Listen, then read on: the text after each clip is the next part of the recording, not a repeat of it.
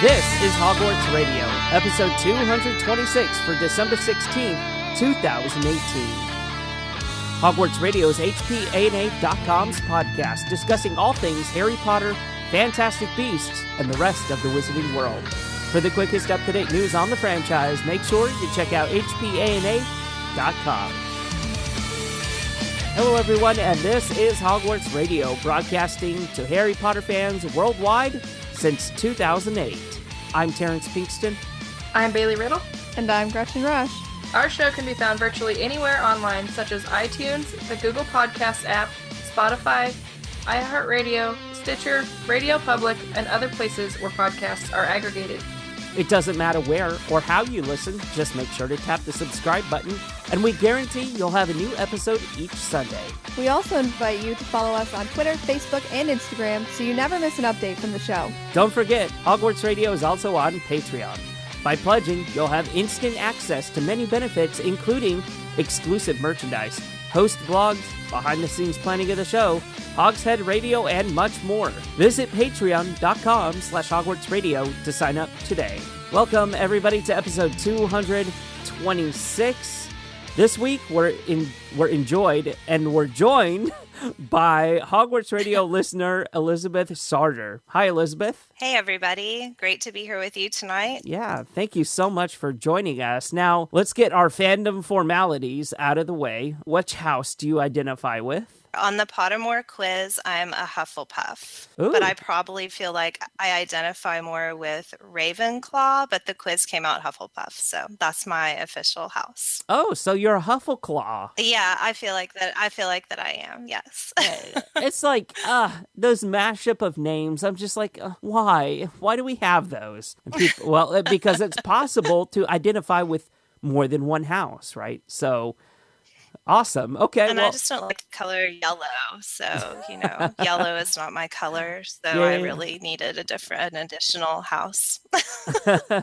You know what it is? Black and yellow, black and yellow, black and... Never mind.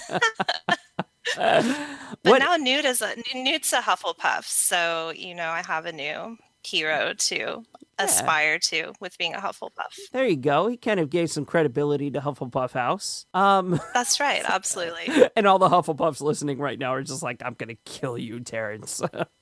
It's okay, guys. I'm not really hating on Hufflepuff. I love Hufflepuff. I have taken many assorting quizzes that identify me with Hufflepuff. They may not be correct, but they identify me with Hufflepuff. But anyway, what is your favorite Potter movie? So my favorite movie is definitely Harry Potter and the Sorcerer's Stone. I just had just the most charisma, and the kids were so young, and they had this wide-eyed wonder during the film. And actually this year we got to take our own kids to see the Sorcerer's Stone in the theater when Cinemark had the special showings for the Back to Hogwarts Day back in September. So that was really amazing. That is awesome. I didn't get the chance to go to the Cinemark showings, and I think that's a good way because, we have younger Harry Potter fans now that are just starting to get into the series and that are just really captivated by all the magic happening on screen. So that's wonderful that you had the opportunity to be able to take your kids there. That was great. And we even had a friend that went with us. She made chocolate frogs in the Cine replica boxes and passed them out right at the moment when Harry and Ron get their chocolate in the trolley witch. Aww. So that was 1,000 friend points for her. And it was so magical and unforgettable. So now it definitely went to my 1,000th favorite percentage of movie because of that experience. And your favorite Harry Potter book? So that was actually a tough one with Half-Blood Prince. I loved the idea of the pensive and finding more out about Voldemort's life. And I actually remember reading that book a few days after it was published in the US. We were on a long car trip across country, and I remember slamming the book shut and refusing to keep reading it after the Lightning Struck Tower chapter because I was just so flabbergasted by what had happened in the chapter. That was a chapter that Snape killed Dumbledore, right? Yes, yeah. Absolutely. Oh, yes. I'm sorry. I remember saying, Spoiler alert. No, go ahead. Yeah, spoiler alert. Oh, yeah, I think we were all traumatized by that chapter. What is your Patronus? So my Patronus is an Ibizan hound, and it's the best Patronus that I could have gotten. I love Ibizan hounds. It's my favorite dog breed, and it's very unusual. And it's a red and white sight hound, kind of like a greyhound, and it has these amazing bat-like ears. So I really couldn't believe that when it came up as my Patronus on Pottermore. That's so cool. You know, you got one of the cooler Patronuses. Like, I mean, other people are getting Right? dolphins and like horses and bears. And, you know, J.K. Rowling's like a Pine Martin for hers. And then yours is an Ibizan hound. That's so awesome. Right? I know. I was so impressed. My husband's is like I was just like, ha.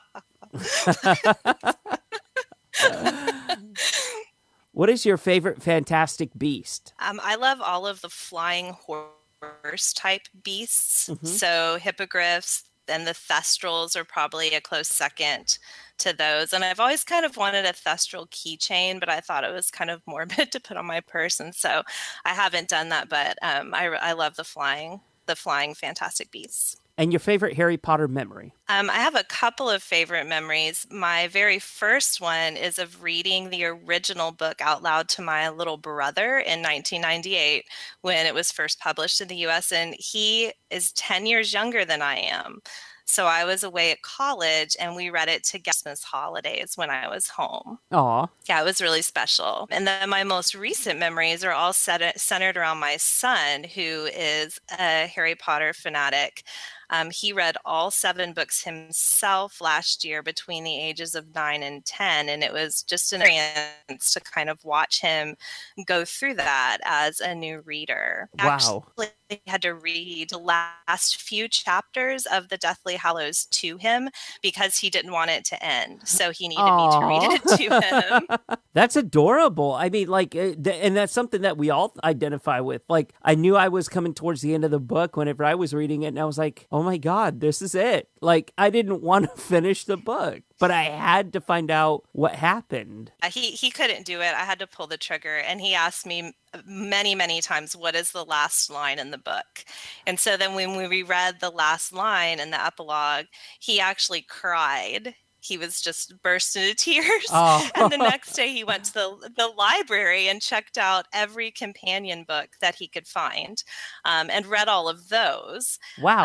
And I asked him, I said, what are you going to do when you've read every single companion book in the library and everything you can read about Harry Potter? You've finished all of them. Yeah. And he looked at me and said, I'm going to obliviate myself and start over again. That's awesome. I love it. So precious. Holy cow. So I thought that probably, every Potter fan could identify with that. Like you said, just the need to wish you could just wipe your memory and get to go through all of it again. Yeah. Oh my God. That would be amazing if we could actually do that. And relive the magic of the series, because I would love to capture that same magic as whenever I first read it. It's something definitely hard to recreate, and it's like I don't know if you can ever recreate something as magical as picking up the book for the first time, because I remember picking up the book for the first time. I remember blowing through the book, what I was doing while I was blowing through the book series. And then having to wait and go to the midnight release parties and all that other stuff and theorizing. And I'm kind of envious of people that really get to blow through the series now. It's just like, oh my God, you're so lucky. You never had to experience the wait between book 4 and book 5, or book 5 and book 6, or book 6 and book 7. You could just go through it all now and get to appreciate it like that. So that's kind of amazing. Yeah, it's a completely different experience, I think, with all that's out there about Harry Potter, and it's so much more familiar in the culture than when it was first came out so many years ago, and we had all that waiting for the next grade. It's a really different experience, I think. But I tried to keep all the secrets. # protect the secrets. So he didn't know very much, and I wouldn't tell him. So that made it good. Did you tell him that Newt dies in the latest Crimes of Grindelwald film, or no? I haven't shared that yet, but maybe eventually.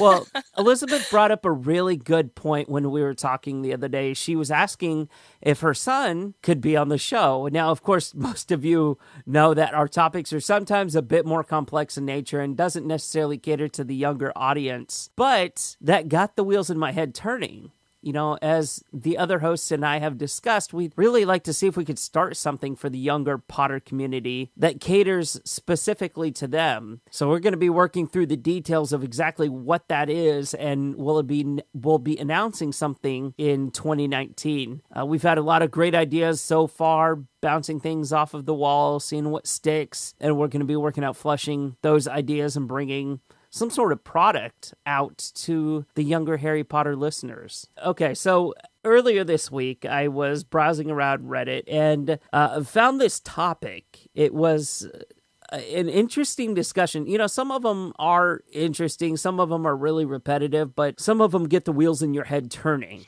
And this one certainly got the wheels in my head turning. The topic of the thread was, in 2005, J.K. Rowling registered a trademark for Harry Potter and the Curse of Nagini. Now, as of course, most of you know that in 2005, she was still finishing up Half-Blood Prince, the actual book. So this was a possible title for Book 7. An early indication of the Curse of Nagini, and we knew, of course, Nagini was Voldemort's snake. We didn't know necessarily that it had a curse attached to it, but I thought this was interesting. You know, kind of anticlimactic. Yeah, I mean, we can say that. But in an interview last month, I believe, she said that she had this idea of Nagini being a cursed snake for 20 years or something like that, right, Gretchen? Yes, correct. So this kind of solidifies that she's been thinking about this blood curse for the past 20 years. Can you imagine if Book 7 was called The Curse of Nagini? Yeah, I mean, that's pretty surprising. I have to admit that I doubted her when she said that she had it in her mind for 20 years. I read that and I doubted it. And maybe I just didn't want it to be true. I just preferred her when she was a snake, because it creates so many complications to me for her to be a person. I think this at least makes me feel better about the fact that Nagini used to be a person, and I can get behind it now. Yeah, I also like this, and I think it's a pretty cool title, but what confuses me is, what was the book going to be about? Yeah, that's a really interesting point. I wonder that too, just reading the title, if it was going to focus more on her as, you know, almost the final Horcrux, if that was the curse, or if it actually refers to the blood curse. I didn't click on the article and read it yet, so I don't know if there's more information about that. Would that have been given too much away, we think, for Book 7? I mean, would have opened up like a whole new can of worms about theorizing what the Curse of Nagini could be, and then people would obviously be digging into Nagini. I doubt that they would have been able to figure out that Nagini was once a woman with a blood curse. I mean, that kind of information wasn't provided in the Harry Potter series, but, you know, I can definitely imagine at least something else coming out of that. I'm glad that she didn't, you know, name it that, because it would have been a bit anticlimactic. I mean, it's the same as naming Book 5 Harry Potter and the Bird. You know, the Order of the Bird or something like that, you know? Yeah, I agree. I mean, I also think it's interesting that if she had named it The Curse of Nagini, then would the focus have shifted more towards Neville, because he's the one that ultimately is responsible for the death of Nagini, or would that have changed if it's Harry Potter and The Curse of Nagini?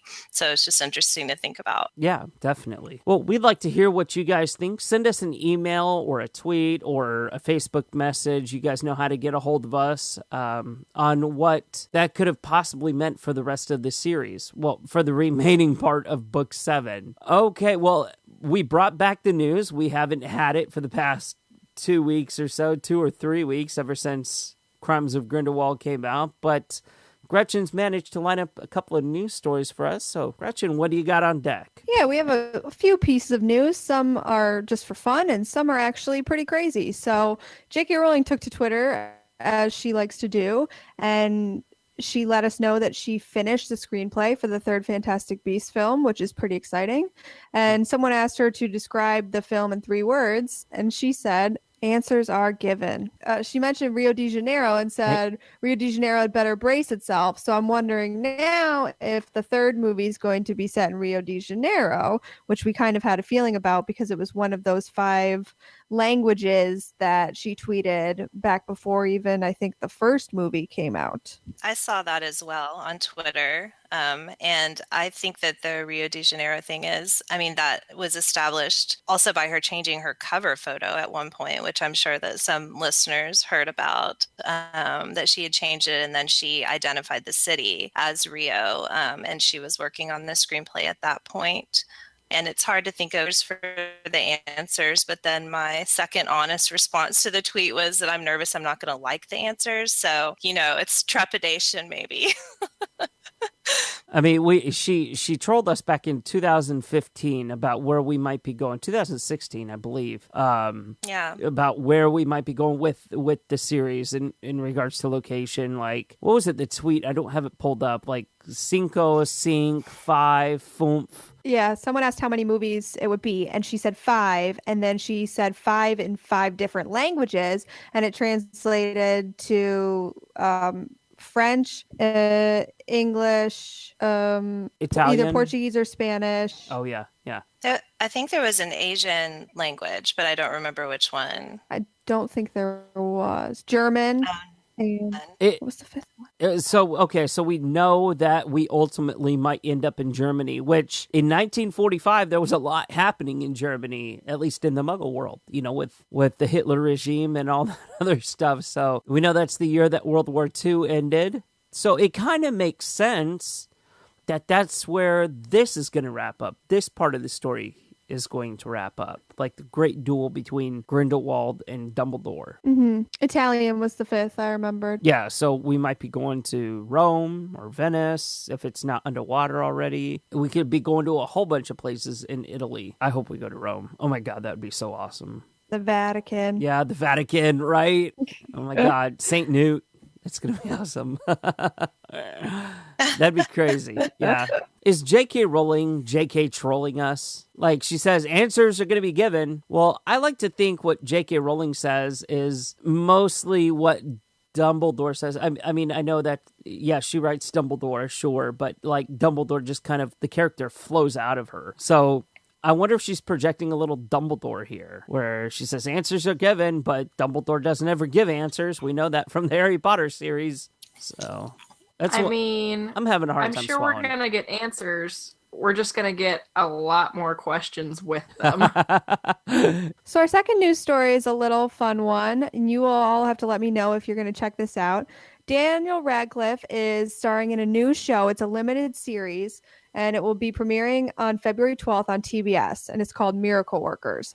And not only is he starring in it, but he also is an executive producer on it, which is pretty cool. So starring alongside Steve Buscemi, Radcliffe plays Craig, an angel whose low-level job is to answer all of humanity's prayers.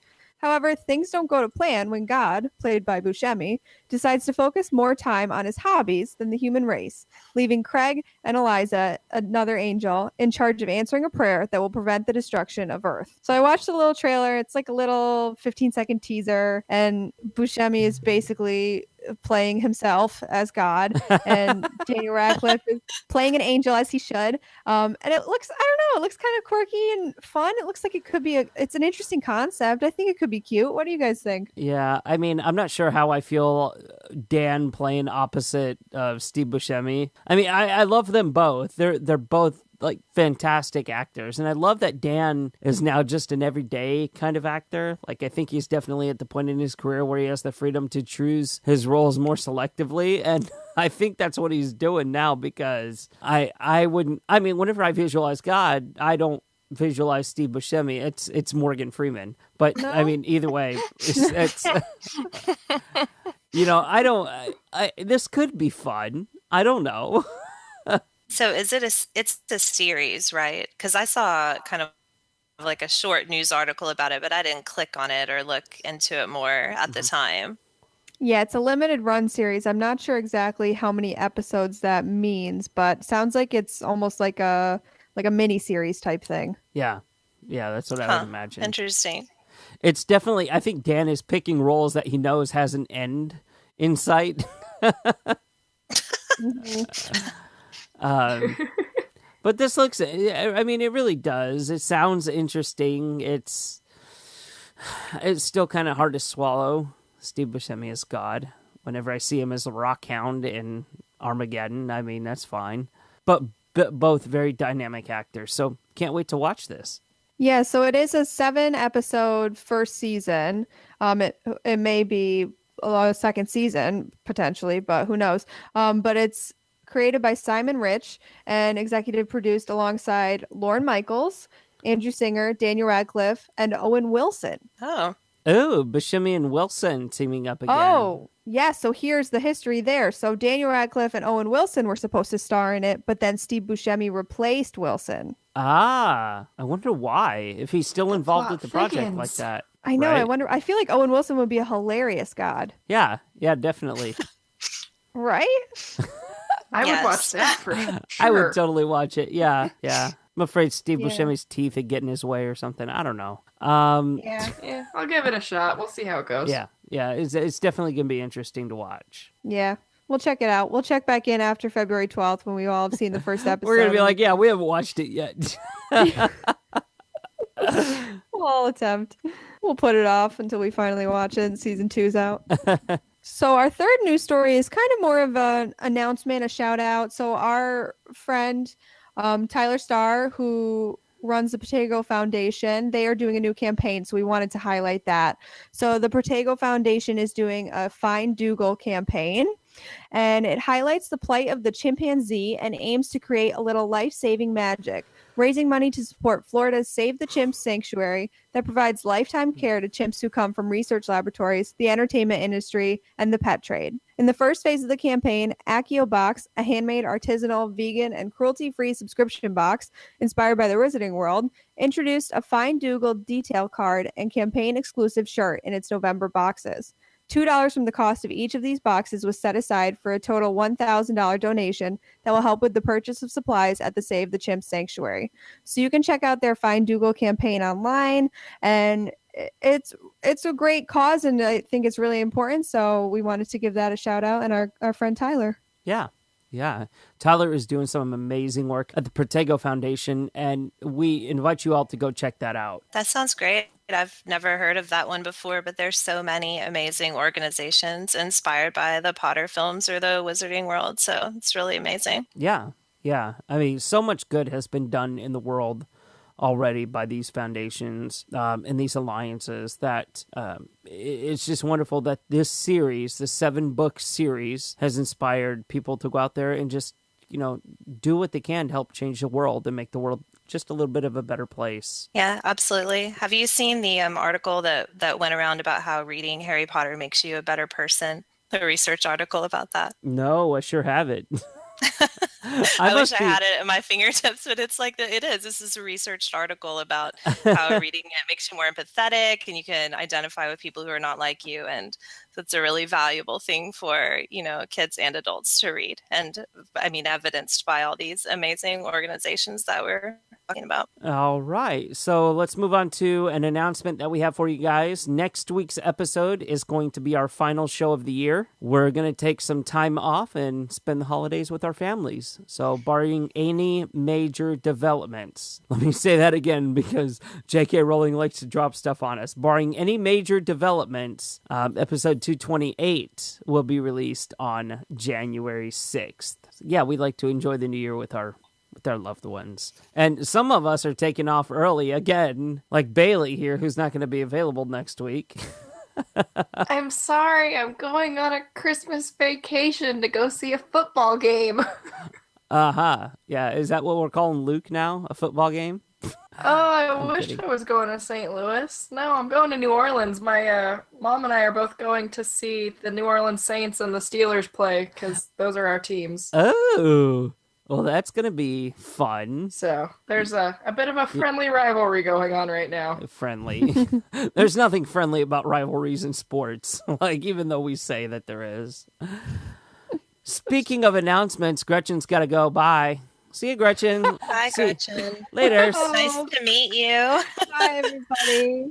Have a great episode. Enjoy your snuggly bed. Thanks, I will. You know, if this was like Skype, like I would have just hung up before you had the chance to say anything, but Bye. but never mind. Bye, Gretchers. We'll see you later. Guys. This week's discussion centers around kind of a SWOT analysis. And if you're a marketing major, you're like, oh my God, probably geeking out right now, right? A SWOT analysis identifies several things within the Crimes of Grindelwald film: the strengths, the weaknesses, the opportunities, and the threats that the film franchise faces. So I asked this question on Reddit. If you have the chance, go check it out under the Fantastic Beasts channel. Got a fair amount of responses, and some very good and some very sarcastic, much as you might find on Reddit.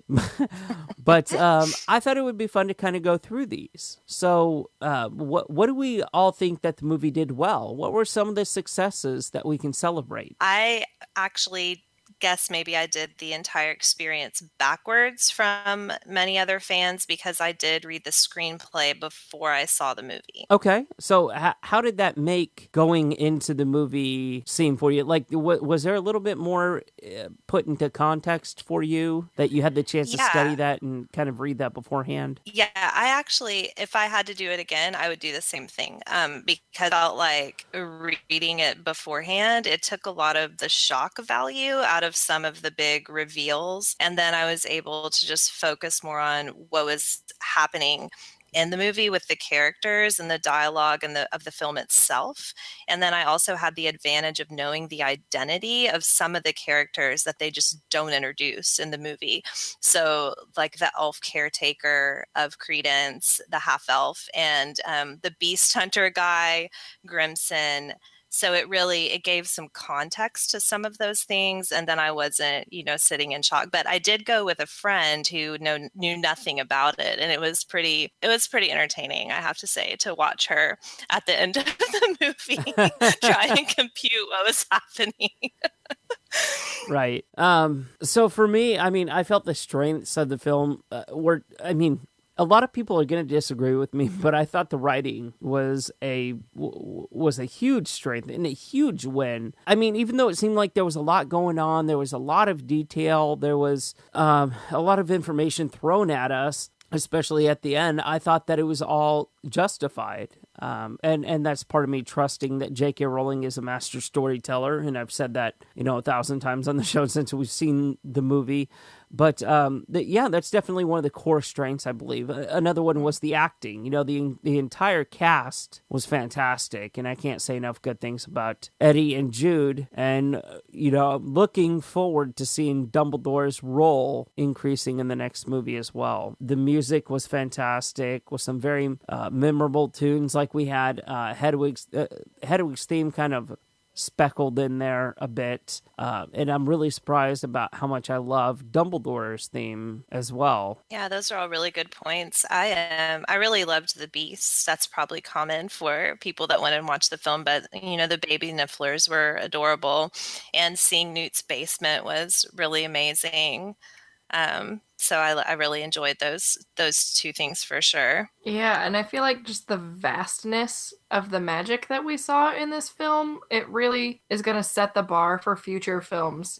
This isn't a school film anymore. We're not seeing teenagers doing magic. We're seeing adult trained wizards doing magic, and I feel like we're going to see some really cool things moving on. Yeah, it's casual magic, right? We were introduced to the Harry Potter films, and they were doing classroom magic, much as you said, Bailey. Now it's just like everyday magic. Magic is something that's commonplace in the wizarding world, and it's just we're not used to seeing it. I'm sure after the first two films, we're starting to get, a good idea of how magic is being used in everyday life from these witches and wizards. But, I definitely think we're going to be seeing a lot more of that. And it would be enjoyable to see and learn about different types of magic that they use in everyday lives. As a side note, if people have the screenplay, one of the things that I enjoyed in the screenplay that I thought was a strength was actually the illustrations.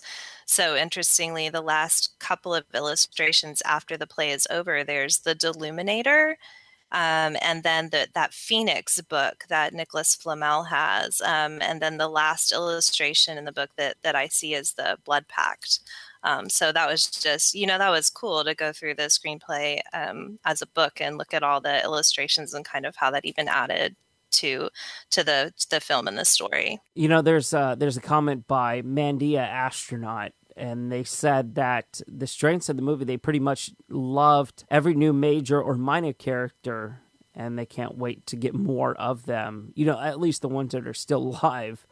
Right. I like character backstories and things like that. I just don't feel like that we're going to get much beyond the major characters. Like maybe Dumbledore, Newt, maybe Tina, maybe Queenie, and what they went through in between movie 1 and movie 2. Another strength is that the movie doesn't really treat you like a child or waste time explaining everything, much as we said with the magic.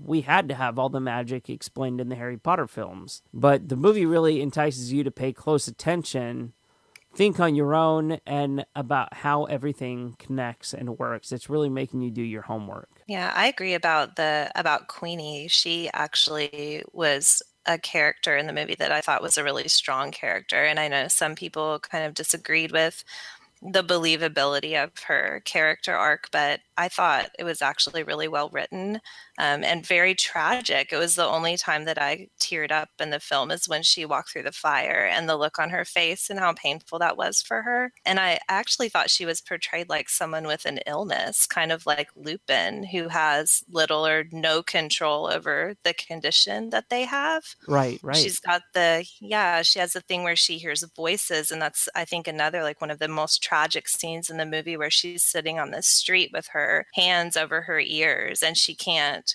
control it. And it reminded me of I think it's in the Chamber of Secrets where Ron says to Harry that hearing voices is never a good sign, even in the wizarding world. No, that's a very good point. And I think we were talking about this in our Slack chat, weren't we, Bailey? Like how, okay, so she's a legilimens and she's probably been around crowds of people before. Why now?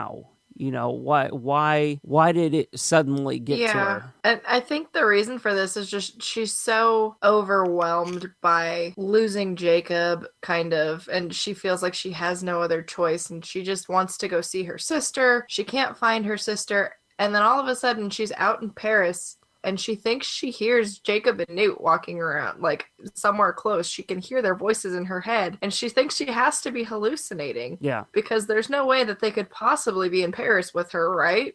Right. Yeah, it was just, I just thought it was so sad. And I remembered from the first movie, too, that it seemed like a lot of the people who were really closest to her didn't even kind of take her seriously. So it was almost like a joke when she was reading their minds, or they would say, oh, stop it, kind of like she couldn't, like she couldn't control it. It was an inconvenience or just funny. So it actually didn't surprise me that when her abilities were really troubling to her and they had an effect on her life, she almost was kind of homeless wandering around Paris. So it was really believable to me that she would go with a person who seemed to be very sympathetic to her, empathize with her and understand her, and then even value her skills. So I thought that was a strength, and I really hope that, some of her story continues in the next film. Yeah, it really consumed her, right? We found that out. I mean, it was just, and when something consumes you, especially in the way that it consumed her, it's really not a good thing. We can talk about the obscurus consuming Creedence. We can talk about different things like the hatred that Voldemort had in the series, in the Harry Potter films, in the Harry Potter books that consumed him. So we know that whenever something consumes you like that, it's never ever a good thing. Yeah, and a lot of times it's related to emotions, so if her emotions were very distressed, and then that type of ability almost turns into something that is controlling her. Yeah, this movie really makes you think, wonder, theorize, and speculate. Like, there's so many things that we don't know yet, places we don't know how they fit together. And it set up so much from what we learned in this movie and from Potter lore. There's enormous potential for the future with characters and places. So I'm really interested to see where Queenie's going to be going over the next couple of movies. Let's talk about some of the weaknesses of of the film. And, hey, I don't want to be critical. I just want to kind of give it a fair shake. So part of the weaknesses that I had were that some characters just felt like they were there for sake of being there. Like Yusuf Kama, for example. Theseus was another good one. Like, what purposes did these two characters serve that couldn't have been served by another well-established character? And then also, we still have no idea what the actual crimes of Grindelwald are. So that's definitely a weakness. It's very cloudy. I know y'all are laughing. You mean we need to answer what the movie title is in the movie? I mean, it would be nice. I agree. I found one of his crimes, which I think was probably procuring an illegal wand for Creedence, because I can't decide where else he came up with that wand out of his sleeve at the end of the screenplay or the end of the movie. So no sleeve, wasn't it? Yeah. Mm-hmm. Yeah. So it's fun. I was like, well, there's one of them. He stole it from Grigorovich, picked up a spare when he when he stole the Elder Wand, right? Like, I'll take that one too for later use. Stick it up my sleeve. He went to the local Grindel Mart and got the new wand. He's like, hey, what can I get for $1? I just stole this house. I don't have any other money or anything like that. What can you give me for this Fabergé egg? Yeah, I feel like another big weakness with this movie is we don't get enough explanation for a lot of who these new characters are. And so you're sitting there, if you've not read the screenplay before you go in, going, wait, who the heck is that guy? And I don't know if it's an issue of there was explanation, but it was cut on the cutting room floor, or if it was something where just we don't get it at all. But I feel like there's a lot that is left to be interpreted as you're viewing it, which makes you kind of step back from the story because you're sitting there trying to figure out these things. Oh, I didn't realize that actually, because I did read the screenplay first until I listened to some podcasts about it. And people were saying, who was this person or who was that person or what happened with this? And I thought, oh, they didn't say that. And I really don't think that they did. I mean, you're right. Like some of that just was not explained. And so it was a weakness because it took your attention away from the storyline because you're just trying to figure out what's happening. The Deathly Hallows were prominent in almost every single promotional material, but they did not play any part of the movie. Yeah, that's true. I didn't actually think about that. They did, yeah. And they're on the front of the book too. I'm holding it. There's a Deathly Hallows symbol under the Eiffel Tower, actually, right on the front of the book. I mean, the posters and... Well, and it was introduced at the end of the last film. That's right. Yeah, that's right. Another thing that frustrates me and that I feel was a big weakness was Creedence. Yes. The Creedence subplot was given shockingly little time considering his reveal. And... Yeah. It's a major turning point in this series. It's just like, what the heck? Like, we couldn't connect enough with his character and the reveal of him did not carry the emotional weight it should have. I feel like he barely had any lines. I was just like sitting here trying to think back to what he even said in the whole movie besides, who am I? Are you my mother? I can't, I don't even, I just can't even recall that. So that's really true. Yeah. Yeah, that's all we get from Creedence is you're trying to figure out who he is. And then at the end of the movie, it's like, oh, okay, now I know why you're in this movie, because there was that reveal. Yeah, and there wasn't even a strong reason given at the beginning for why he went on this journey in the first place. I heard some, it was a different podcast that had someone who'd been on the set, and she saw some art, I guess it was some of the storyboard art about how Creedence it did show him like reforming and leaving New York or finding his adoption papers. I mean, there was a lot more story to it, but when we start the movie, we're just right at Grindelwald, and then all of a sudden we're at the circus, and you're thinking, wait, how did he get here? What's going on with this guy? So for him being such a significant part of the end of the movie, there was very little emotional connection to it, like you were saying. And I think this is something that we might get in deleted scenes or in kind of a featurette on the DVD. Creedence leaves New York, and then it's going to show, flashback to storyboards or something. that really never came to fruition within the studio itself. Or maybe they even shot the thing, but they didn't put it in. Yeah, maybe they did. Yeah, I think they just tried to stuff way too much content into this movie and had to make a lot of cutting decisions. Yeah, the runtime was definitely too short for what the movie really wanted to convey. Yeah, there were so many characters. I mean, it just seemed impossible because there were so many storylines going on at the same time. I also thought that we're talking about Creedence. I thought that the ending was actually a weakness for the movie. Because just compared to, I guess it's bad. Well, I don't know if it's bad. It's, you kind of compare them back to the Potter books because it is J.K. Rowling and we have a certain expectation of her storytelling. And there are big reveals in the Potter books, but usually the endings are fairly, you're left with some questions, but they're wrapped up. And when my son read the screenplay, he described it as a kick you off the cliff ending. Not even a cliffhanger, just like get the hell off the cliff. Yeah, right? Not a cliffhanger, but kick you off the cliff. And he was so frustrated, he actually closed the book and stomped on it when he was done with it. Oh my goodness. Oh my gosh. Out of control, right? But I think it was just some of us felt like that in the theater, I guess. Yeah.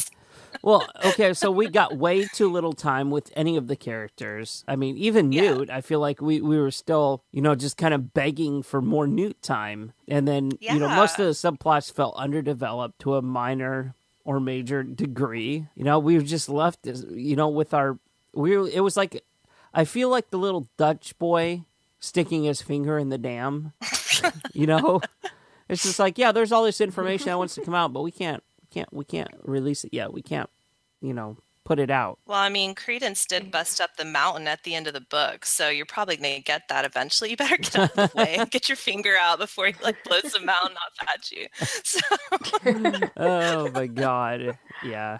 No, you're right. But yeah, it was confusing. I thought the ending was confusing and kind of unsatisfying. And then for really hardcore Potter fans, it left people with a lot of potential inconsistencies with the original series. So I think that, that was part of the weakness. It wasn't almost like a wanting more. It was more like people were just angry about some of it.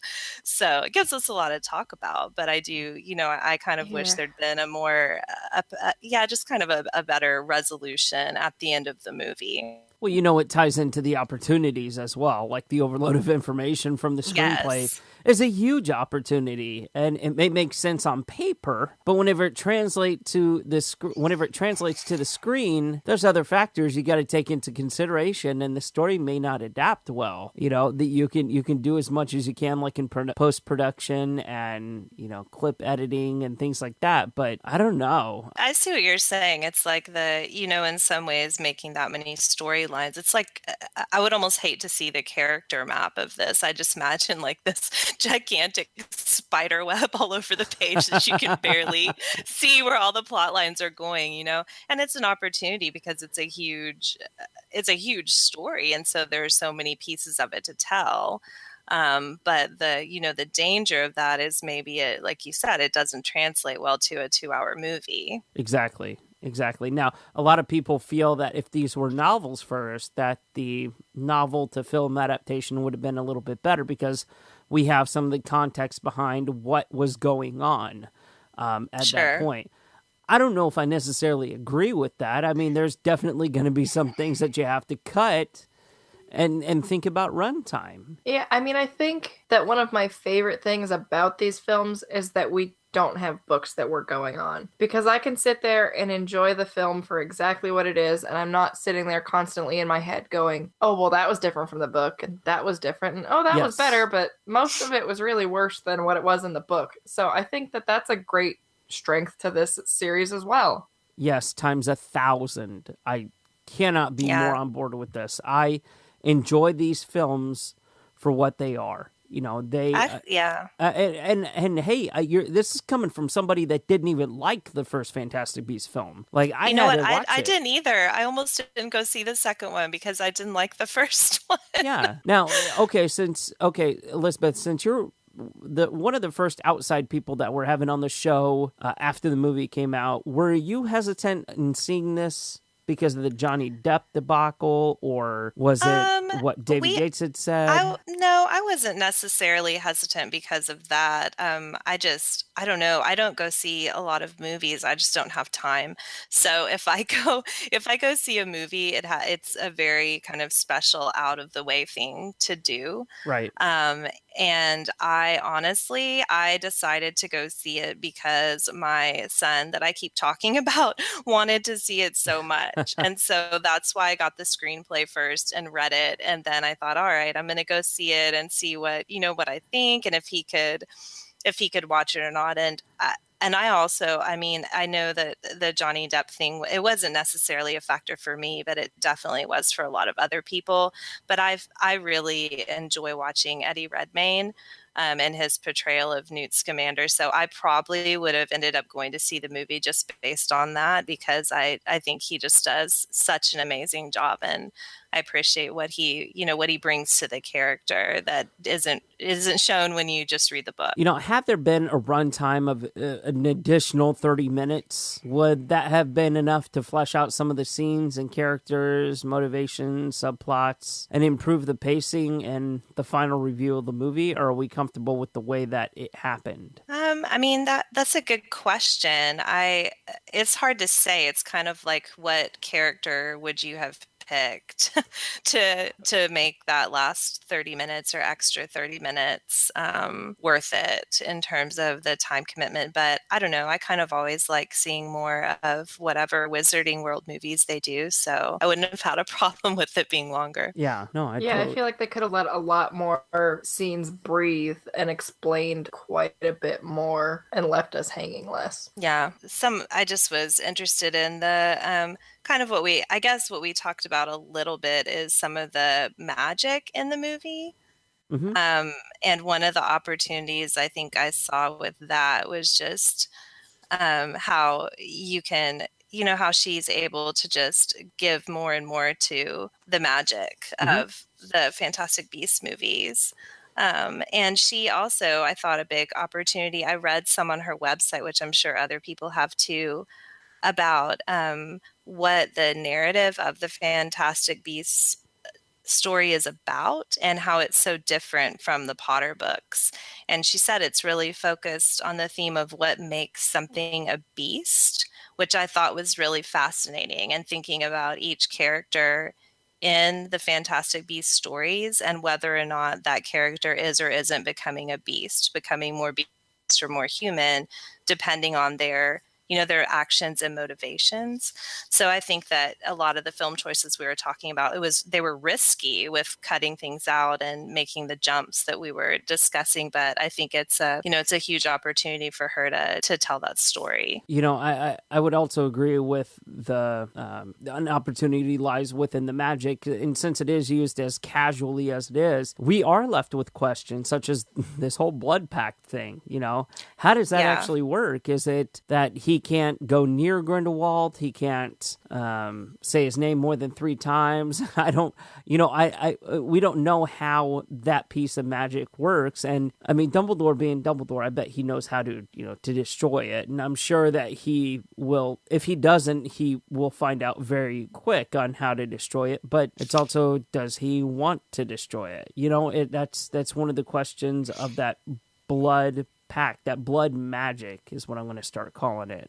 We know that blood magic is very, very strong. So I mean, and it doesn't necessarily have to be transferred via like you're going with like you're doing, what is it called, like a blood brother or something like that. Right. Yeah. So yeah, I mean, it we've seen it happen in other parts of the Wizarding World before. With this protection magic that Lily provided Harry with. That Voldemort didn't quite know about. So, I'm kind of curious as to how that whole bit about the blood magic and the blood pact is going to play out. Yeah, I agree. I mean, that moves well into the idea of the threats, because in all those opportunities that she took with the magic, I think there's a lot of threats of not being able to explain it or connect it, I guess, satisfactorily for Potter fans to the rest of the books. Like I know there was complaints about the Accio spell and how Newt could just Accio the Niffler when they're not supposed to be able to, I guess, Accio live things. And then there was the McGonagall timeline and a number of other things like that, that I think when when you're trying to connect it to the two books, that creates a lot of complications to the story. Absolutely agree. And as a threat to the franchise, yeah, let's go and move into threats. Yeah, I mean, if things don't connect, canon just ultimately goes out the window, and we can't theorize accurately, because that's what we do, is we use the information based out of canon to form our theories and our different thoughts and project them out in the form of this podcast. Well, the entire Harry Potter fandom does the same exact thing. They might not use the same exact outlets, but they voice their opinions on like message boards and things like that. Well, they wouldn't be able to get into an argument if canon can't hold its weight in water anymore. If J.K. Rowling just kind of goes in and just throws canon out the window, which I hope she doesn't do anymore in the Fantastic Beasts film franchise, because it's confusing enough having McGonagall there when she's supposed to be there. It's confusing enough having like all of these questions that we have and not being able to answer them with canon answers, I don't accept that this happened because J.K. Rowling wanted it to happen. No, this happened because something else further down the line happened, and this is just the first in a many series of events. Yeah, I think that's one reason why I said I'm a little bit afraid to know the answers in terms of the answers that she's promising for the next few books, because I really do believe she is a master storyteller, like you were saying that she is. But I also think people, including myself, have known these books for 20 years, and we are used to those detailed storylines and having answers to so many things in the canon and the way that we can discuss it, that it does create a little bit of a shaky foundation in terms of her going forward with some of the things that we've seen emerge in the Crimes film. Now, outwardly, as a franchise, it's safe to say that Warner Brothers is going to be doing some recalibrating on the remaining movies to ensure that the remaining films are going to make as much money as they possibly can. And we know that was a big, big opportunity with this previous movie. With the Crimes of Grindelwald. Now, that starts with filling seats in the movie theater. Immediate threats to this franchise are J.K. Rowling not having as much free reign as she has in the past, or Warner Brothers condensing or canceling one or more of these movies.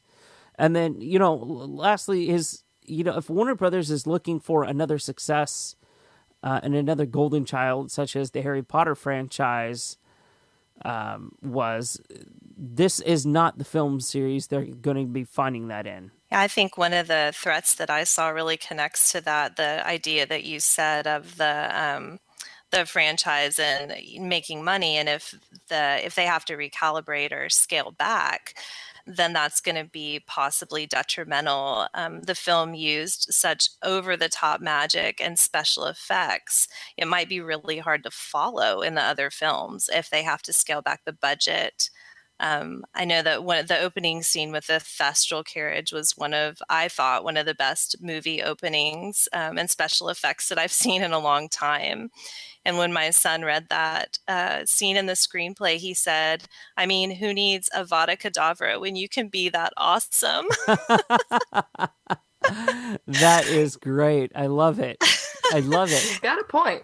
Doesn't he? I know. And I just thought the thing is, I mean, it's true. And can that level of awesome really be maintained through 3 more films with some of these other potential hurdles? And I think that's probably a real concern. I mean, I think if the box office continues to decline in a trend like it did with these first 2 films, that it could honestly stop the series completely. I think that they might not want to invest that much money if it's not going to be a huge cash cow. Yeah, and I think they are expecting that bit of Potter magic to kind of carry over.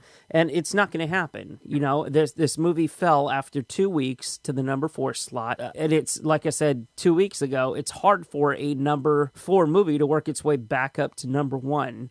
I mean, I'm looking at the November updates right now. 26-day total for the Crimes of Grindelwald domestically is 146.8 million, and the entire domestic gross for the first movie was 234 million. Now, wow. Yeah, this is, I mean, it's kind of sad. Like I said, it's probably going to crawl to a $700 million stop at the box office. It is the bulk of this movie, 74.3%. Came from a foreign worldwide release. It's earned $571 million right now worldwide. It didn't quite capture a number 1 spot at all, which is a first for any of the Wizarding World franchise. The closest it got was number 2 for Catherine Waterston, who is Tina, but that's about it. I just, like, it's disappointing. It really is. I expected a lot more, especially out of the marketing that they were pumping out for this movie. Yeah, I agree. That's really surprising. When I did go see the movie, granted it was in the middle of the day, maybe a week or 2 after it came out. We were the only 2 people in the theater besides one other person. Yeah. So yeah, I mean, I found it surprising. So I wondered.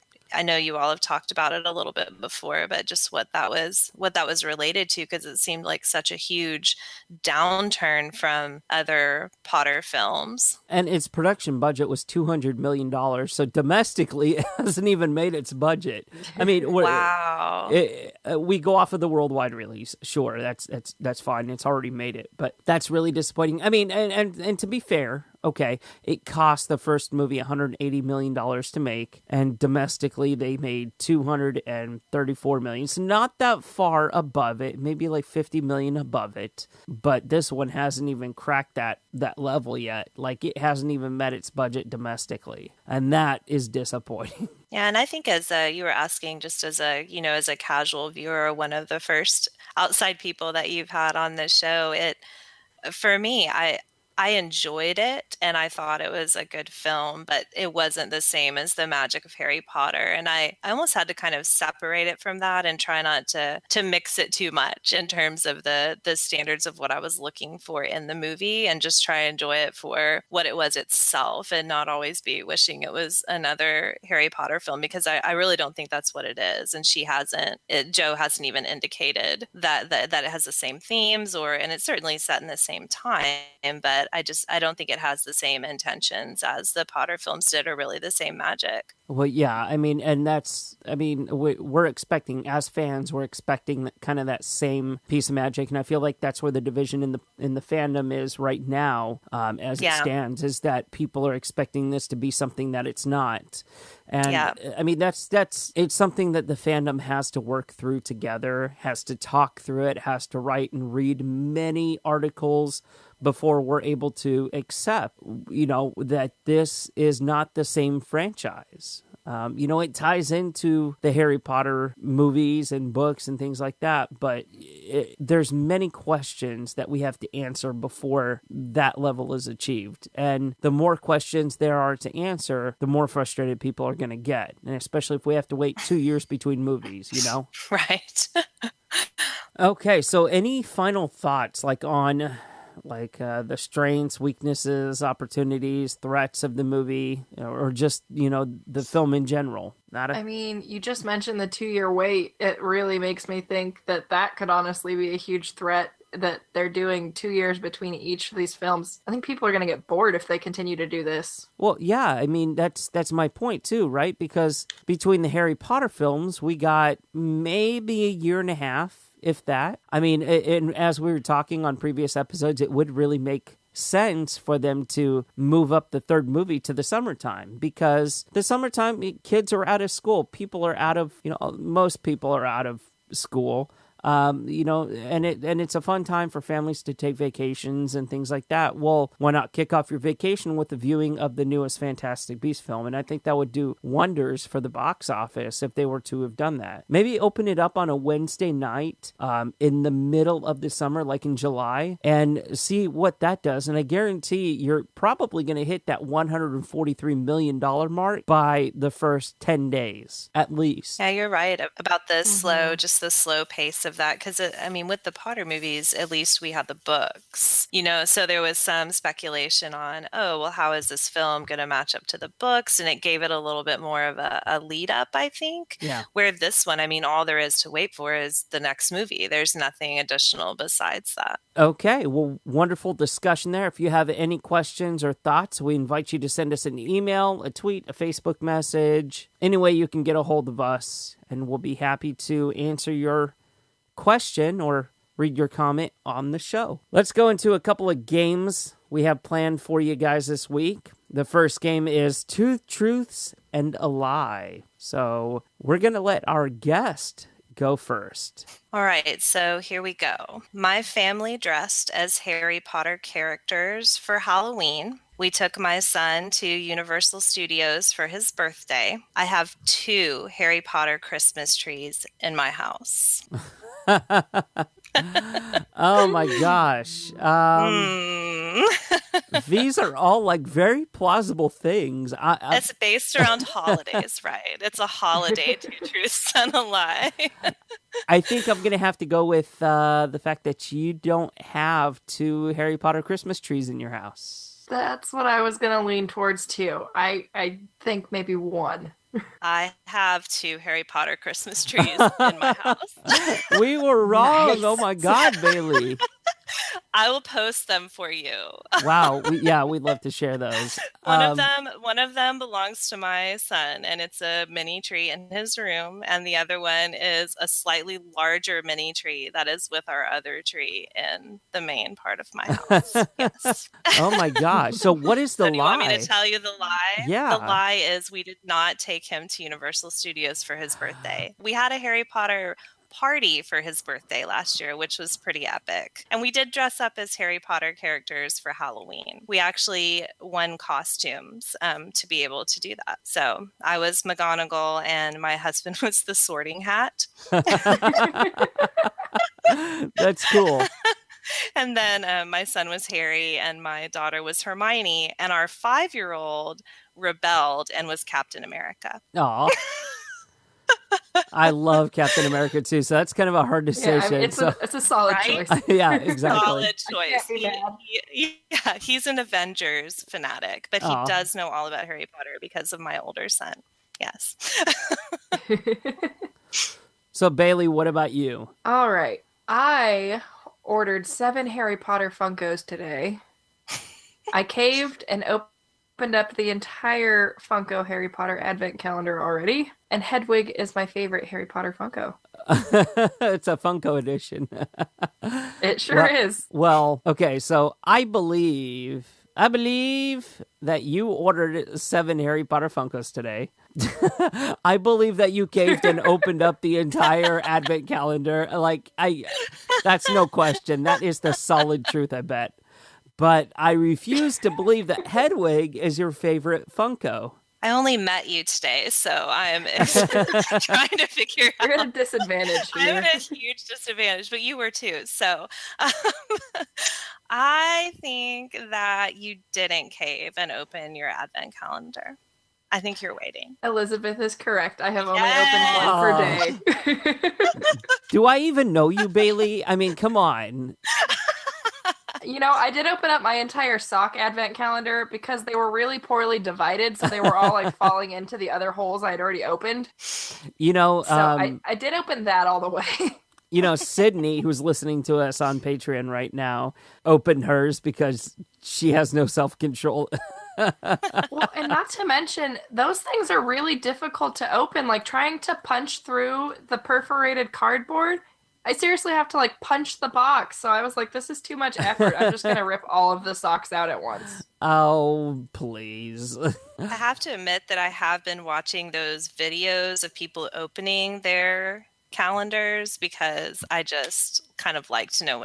Like I read the screenplay before I saw the movie. I must have a thing about needing to know in advance what's going to occur with my Harry Potter keep secrets fandom. for yourself, apparently. I don't. That's true. I don't protect. I don't like it. I need to know. Need to know the secrets. Can never surprise yourself. All right. Well, I guess it's my turn. I was once a chauffeur for Ellie Darcy Alden, who played young Lily Potter in the films. I didn't see Deathly Hallows until 3 weeks after it came out, and I have sang with Darren Criss, which is the lie. I'll let Elizabeth go first. All right. The lie is that you didn't see Deathly Hallows until 3 weeks after it came out. You must be a Hogwarts radio listener or something like that. I'm a Legilimens. I forgot to tell you before. Oh, see? That's why I love it. And we already had this conversation in our Slack chat, so I did not comment. I have.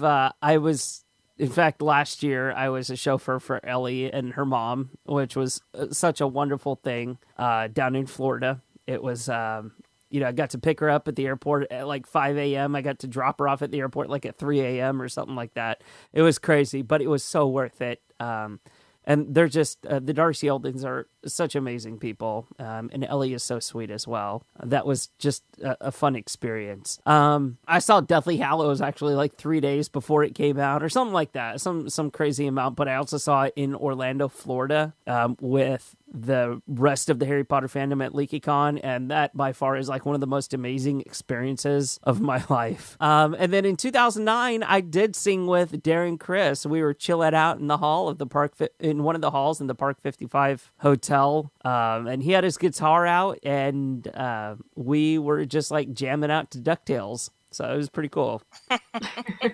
Yeah. Those are good ones. You've like yours is the theme of famous people. Well, we do have one more game before we get out of here, and that is our Avada Kedavra, Amortentia, and Imperio, the Wizarding World's version of Screw, Marry, Kill. So I'm going to give my 3 to Bailey. Bailey, you'll give your 3 to Elizabeth, and Elizabeth, you will give your 3 to me. So, Bailey, here's your 3. I'm going to go with Dobby the House Elf, young Dumbledore, and Graves. Oh, goodness. Well, Dobby's already dead, so sorry. Dobby is not dead. Dobby is alive and well. Dobby always lives on. But I'm going to have to Avada Kedavra Dobby. I'm going to Amortentia Graves and Imperio Dumbledore to go convince people to do questionable things. Because he likes to do that anyways. I love it. All right, Elizabeth, are you ready? I'm ready. Okay, we have Fred Weasley, George Weasley, Oh no. and Percy Weasley. Oh, the Weasley Brothers edition. I have to decide what to do with all the Weasleys. Let's see. I'm going to Avada Kedavra Percy. Sorry, Percy. One of my favorite characters, but I really wanted the twins to be able to live together. We're going to have to tag Chris in this episode. I have to change the story, though. If I kill one of the twins, it's just the same as what happened in the book. True story. So True story. has to be different. Has to be different in the books. And then I'm going to Imperio George, so he can make jokes all the time and give me cool stuff from Weasley's Wizard Wheezes. And then I'll Amortentia Fred. Aww. All right, are you ready for yours? I was born ready. Let's do it. You're born ready? Okay, mine is the trio of Lupin, Sirius, and James. Oh, okay. Well, they're all dead anyway, so according to Bailey's reasoning, I'll just Avada Kedavra them all. Good night, everybody. No, I'm kidding.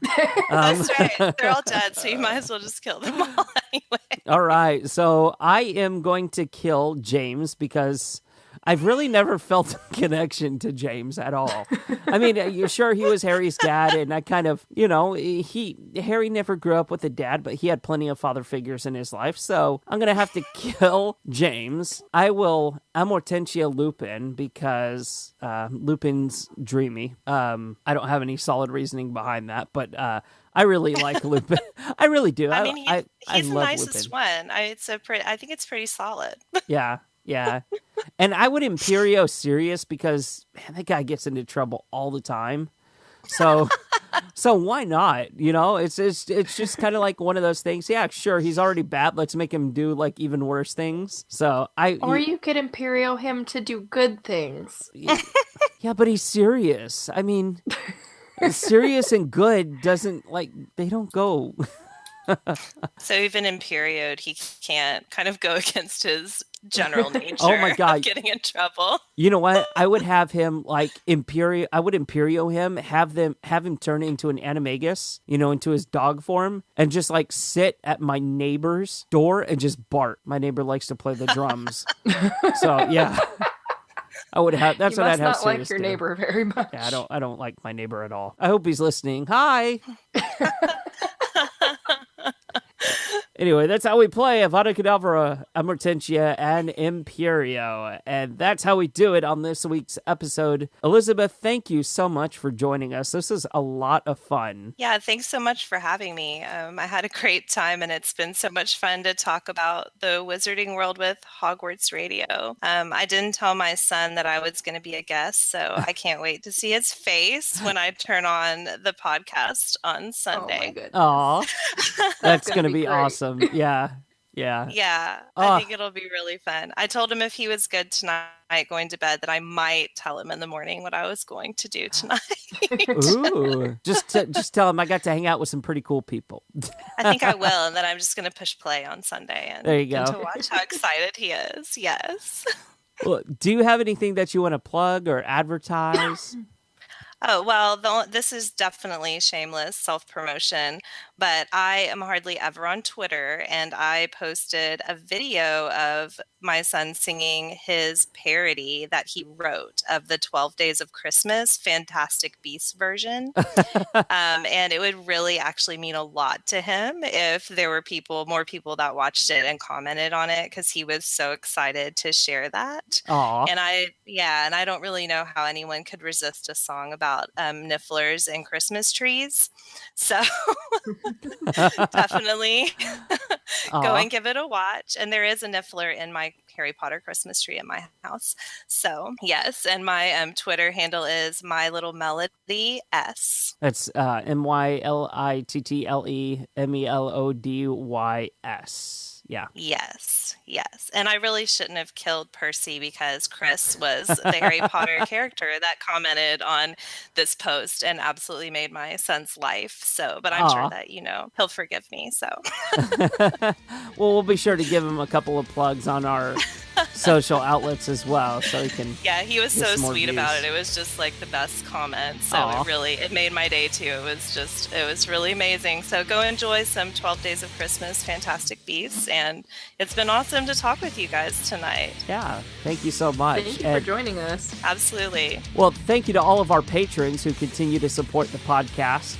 Without you, we couldn't keep this podcast going. So if you're not a patron, head over to patreon.com/Hogwarts Radio to get started today. And don't forget to follow us on Twitter, give us a like on Facebook, and let all your friends know where you can find us anywhere podcasts are aggregated. We had quite a few new listeners as well commenting on our social outlets, so welcome, and we hope that we don't bore you too much. But that does it, everybody. Thank you so much for tuning in. Once again, I'm Terrence Pinkston. And I'm Bailey Riddle. And we'll be back for our Year in Review show next week on episode 227. Bye-bye, everybody.